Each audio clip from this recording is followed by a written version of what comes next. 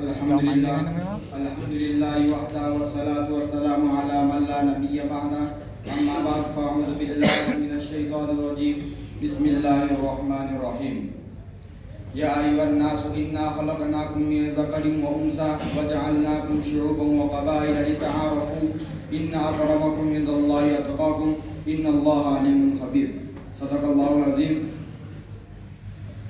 قوم و ملت کے فریبوں سے نکل جائے انسان، قوم و ملت کے فریبوں سے نکل جائے انسان، تو فقط روح ہے، نام و نسب سب دھوکہ ہے۔ محترم حضرات اور حضرات علماء کرام اور مہمانان نظام، قومیت کا اسلامی تصور عام طور پر قومیت کے 4 اسباب ہوتے ہیں: نسل، رنگ، زبان، وطن۔ بعض لوگ نسل کی وجہ سے قومیت کی بیماری میں مبتلا ہوتے ہیں اور بعض لوگ نسل اور رنگ کی وجہ سے اور بعض لوگ وطن کی وجہ سے قومیت کی بیماری میں مبتلا ہوتے ہیں۔ جاہلیت، خواہ جاہلیت قدیمہ ہو یا جاہلیت جدیدہ ہو، جہاں جاہلیت ہوگی وہاں موت پرستی ہوگی۔ جاہلیت زدہ انسان ان 4 چیزوں پر فخر کرتا ہے: اپنی نسل پر، اپنے رنگ پر، اپنی زبان پر اور اپنے وطن پر۔ اسلامی تاریخ کا مطالعہ کریں تو ایسے بے شمار افراد اور جماعتیں ملیں گی جن کا دعویٰ یہ تھا کہ ہم دوسروں سے اعلیٰ اور افضل ہیں اور ہماری نسل دوسروں سے اعلیٰ ہے۔ ہندوستان کے بعض خاندان ایسے تھے جو اپنا تعلق سورج اور چاند سے جوڑتے تھے اور کہتے تھے کہ ہم سورج بنسی اور چندر بنسی کہلواتے تھے۔ یہ تقسیم شروع زمانے سے ہی چلی آ رہی ہے۔ ایک ہی مذہب کے پیروکار یعنی ہندوؤں کو 4 گروپوں میں تقسیم کر دیا: برہمن جو عام طور پر قومی رہنما بنتے ہیں، اور شتریہ یہ فوجی اور سپاہی بنتے ہیں، اور ویشیہ یہ تجارت اور کاشتکاری سے منسلک ہیں، اور شودر جو کہ ان کو خدمت کے کام کے لیے سمجھا جاتا ہے۔ ہندوؤں میں نسلی اعتبار سے دیکھا جائے تو سب سے اعلیٰ نسل و برہمن کو سمجھا جاتا ہے اور سب سے گھٹیا نسل و شودر کو سمجھا جاتا ہے۔ برہمن کے بارے میں تصور یہ ہے وہ کتنا ہی ظالم اور لٹیرا کیوں نہ ہو، وہ نجات یافتہ ہے اور ٹیکس سے مستثنیٰ ہے اور سزائے موت سے بری ہے، اس لیے کہ اس کا تعلق اعلیٰ نسل سے ہے۔ اور شودر کے بارے میں یہ سمجھا جاتا تھا کہ وہ برہمن کے پاس نہیں بیٹھ سکتا اور ہندو ہوتے بھی اپنی مذہبی کتاب کو ہاتھ نہیں لگا سکتا اور مال جمع نہیں کر سکتا۔ عرب اس بیماری میں گھرے ہوئے تھے۔ قریش عرب اپنے آپ کو سب سے زیادہ افضل گردانتے تھے۔ حد تو یہ ہو گئی کہ اسلام سے پہلے ہر قوم ایک نسلی خدا کی پرستار تھی۔ پورے جزیرہ عرب میں ہر قبیلے کا خدا الگ الگ تھا، گویا خدائی کی حیثیت ایک قومی خدا کی تھی۔ مشرکین کو چھوڑے یہود جیسے موحد قوم بھی ایک خدا کو خدائے کائنات ماننے کے واضح طور پر قائل نہ تھے۔ قرآن نے خدائی اور بڑائی کا جو غلط دعویٰ تھا اس کی تردید کی۔ رب العالمین نے سورۃ الفاتحہ میں فرما کر بتلا دیا کہ پورے کائنات کا پالنہار اور متصرف اور قادر مطلق صرف ایک خدا کی ذات ہے، جو دن کو رات کی تاریکی میں غائب کر دیتا ہے، جو دن کی چمک کو رات کی سیاہی میں چھپا دیتا ہے، جو پھولوں کی مہک اور پرندوں کی چہک میں کار فرما ہے۔ خدائی اور بڑائی کا جو غلط دعویٰ تھا اس کو مٹا دیا اور اس کے بعد افضلیت اور اہمیت کو یہ کہہ کر ہمیشہ ہمیشہ کے لیے دفن کر دیا۔ یا ایھا الناس انا خلقناکم من ذکر وانثى وجعلناکم شعوبا وقبائل لتعارفوا ان اکرمکم عند اللہ اتقاکم۔ اے لوگوں، ہم نے تمہیں ایک مذکر اور ایک مؤنث سے پیدا فرمایا اور تمہارے قبیلے اور کنبے بنائے تاکہ تمہارا تعارف ہو اور اللہ کے یہاں عزت والا شخص وہ تقوی والا ہے۔ اللہ رب العزت فرمانا چاہتے ہیں تمہارا رب بھی ایک، تمہارا باپ بھی ایک، تمہاری ماں بھی ایک، تو پھر بڑائی اور افضلیت جتلانے کا کیا مطلب ہے؟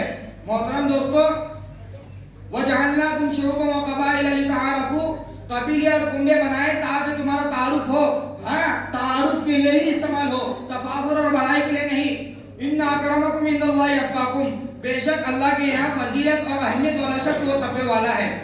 خطبہ ودا جسے عالمی انسانیت کا منشور کہا جا سکتا ہے، سرکار تو عالم صلی اللہ علیہ وسلم نے اس میں قومیں کی جڑیں کاٹ کر رکھی۔ فرمایا یا ایھا الناس ان ربکم واحد وان آباؤکم واحد کلکم من آدم وآدم من تراب ان اکرمکم عند اللہ اتقاکم وليس للعربی علی العجمی فضل الا بالتقوی۔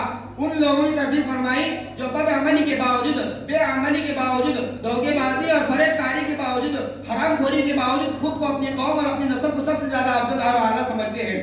یہود کا دعویٰ تھا نحن ابناء اللہ واحباؤہ، ہم اللہ کے بیٹے اور اس کے محبوب ہیں۔ اعمال کیسے بھی ہو، اخلاق کیسے بھی ہو، معاملات کیسے بھی ہو، لیکن قوم تو اعلیٰ نجات دہندہ ہے۔ محترم دوستو، اسلام نے جب قومی پرستی کی جڑیں کاٹ کر رکھ دی تو حبشی، رومی، فارسی، غفاری، عمومی بھائی بن گئے، تمام امتیازات ختم ہو کر رہ گئے، عالمی اور عملی ترقی کے دروازے سب کے لیے یکساں کھل گئے۔ حضرت بلال حبشی رضی اللہ عنہ غلام تھے، حضرت زید رضی اللہ عنہ غلام تھے، حضرت اسامہ رضی اللہ عنہ آزاد کردہ غلام کے بیٹے تھے، لیکن کون چند اصحاب ہیں جو ان کی عظمت اور منقبت کا مقابلہ کر سکے؟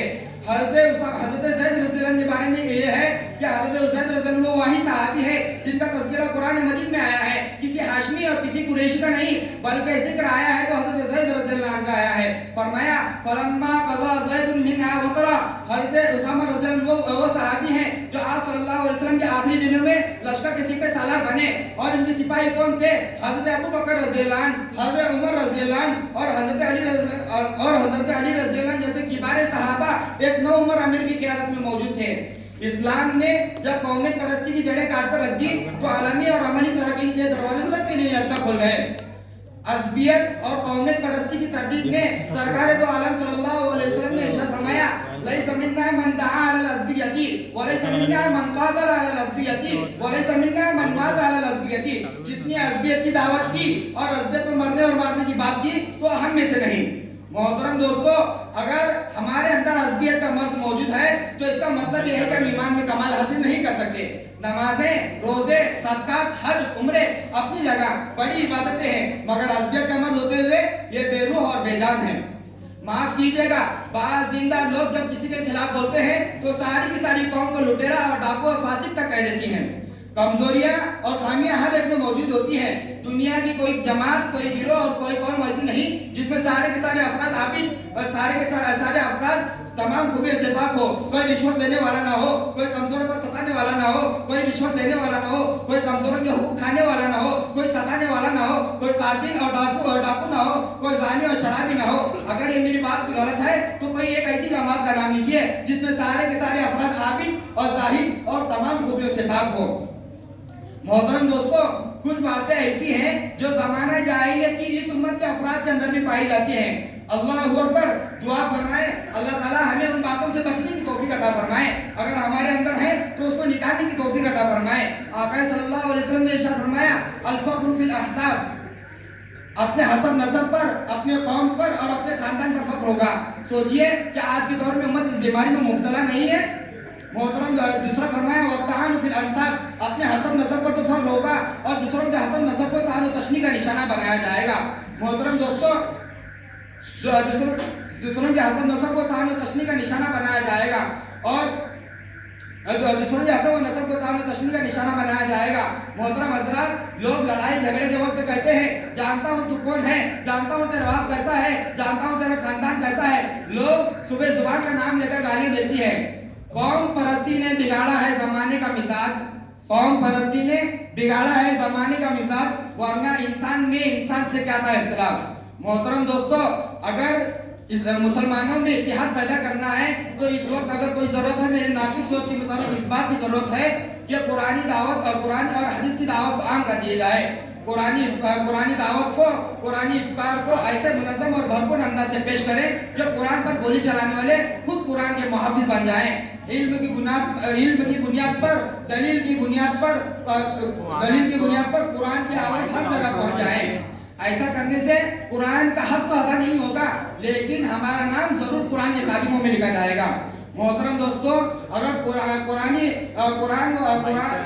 قومیت پرستی اور عصبیت کا کوڈ اگر ضروری ہے تو وہ قرآنی افطار ہے۔ اس موذی مرض کو دور کرنے کے لیے اسلامی بھائی چارے کو اس فساد کی طرف ڈھکیل دے گا۔ یہ موذی مرض اسلامی بھائی چارے کو فساد کی طرف ڈھکیل دے گا۔ اللہ تعالیٰ سے دعا فرمائے اللہ تعالیٰ ہمیں ان باتوں پر عمل کرنے کی توفیق عطا فرمائے اور قرآن اور سنت رسول صلی اللہ علیہ وسلم کو مشعل راہ بنانے کی توفیق عطا فرمائے۔ میں اپنے آخری شعر پر اپنی تقریر کو ختم کر دیتا ہوں۔ منفعت ایک ہے اس قوم کی، نقصان بھی ایک ہی سب کا نبی، دین بھی، ایمان بھی ہے، حرم پاک بھی، اللہ بھی، قرآن بھی ہے، ہوتے جو کچھ مسلمان بھی ہے۔ فرقہ بندی ہے کہیں اور کہیں ذاتیں ہیں، فرقہ بندی ہے کہیں اور کہیں ذاتیں ہیں، کیا زمانے میں پنپنے کی یہی باتیں ہیں؟ وآخر دعوانا الحمدللہ رب العالمین۔